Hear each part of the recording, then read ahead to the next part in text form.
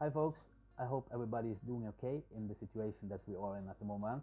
Stay positive, adapt, and hopefully this will be over in the near future.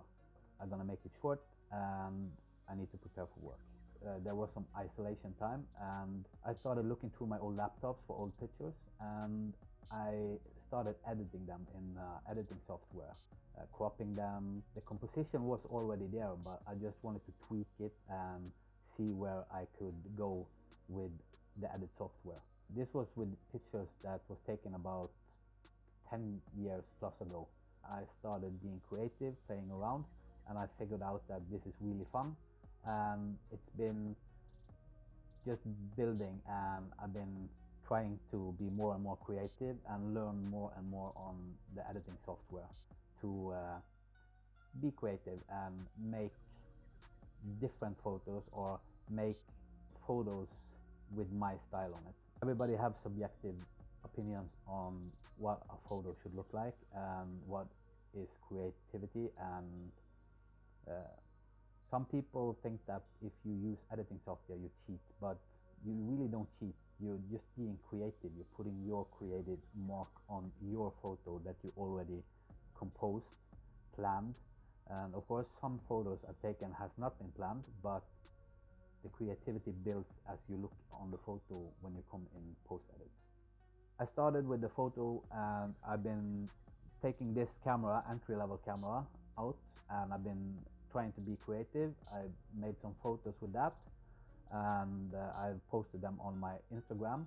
I can post my photo Instagram account up here or somewhere around here, and you can join me there if you want to see my photos. I'm gonna put up some of my photos that I'm most satisfied with